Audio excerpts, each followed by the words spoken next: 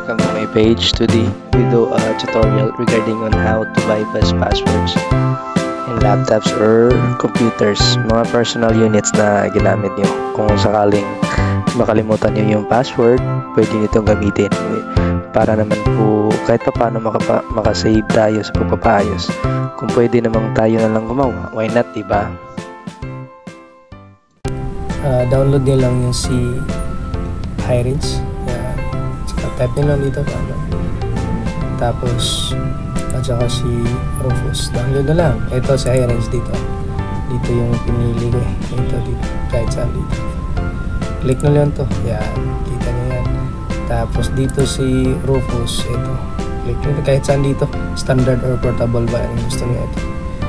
Ito kasi yung yung click ko kanina So ang gawin natin, punta tayo sa downloads. Yun. Punta tayo sa downloads. Ito si Rufus. Yan, click nyo lang. Tapos yan, yes nyo lang. Then after that, si Rufus yan yung source. So select nyo lang. Tapos ito, click nyo lang. File system, insert nyo lang. Automation po tayo. Pag kailangan GPT po yung format. Start nyo lang. Yan. Okay nyo lang. Yung pag-okay natin, meaning madidelete yung mga files. Tapos magre-replace si Rufus dito. Si HiRange po. Ito. Antayin nyo lang matapos.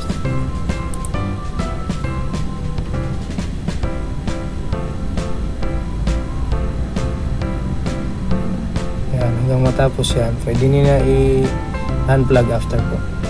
Tapos try nyo po yun sa laptop or sa desktop nyo.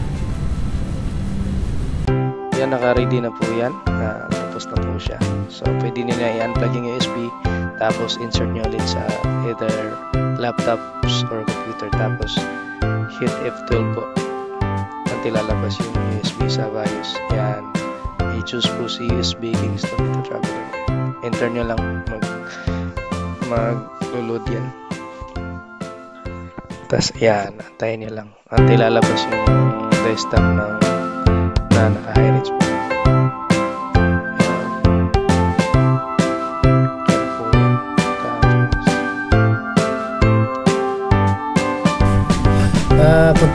Continuation po sa discussion natin regarding on how to bypass password po.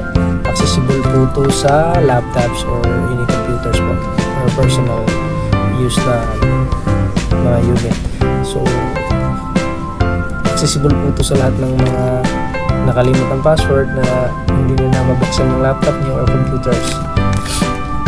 Pwede nito gamitin. Punta ka lang ng all programs, tapos security, then passwords, then password ID, tapos open mo lang. Ito yung nalabas. Kung gusto mo i-change yung administrator kasi nakalimutan mo, change password ka lang. Ito, ito. Okay mo lang yan. Tapos restart. Then, balikan mo yun. Gumana na yan. Okay na yun. After restart. Sobrang importante po ito sa mga parents or mga estudyante na nakalimut ang password.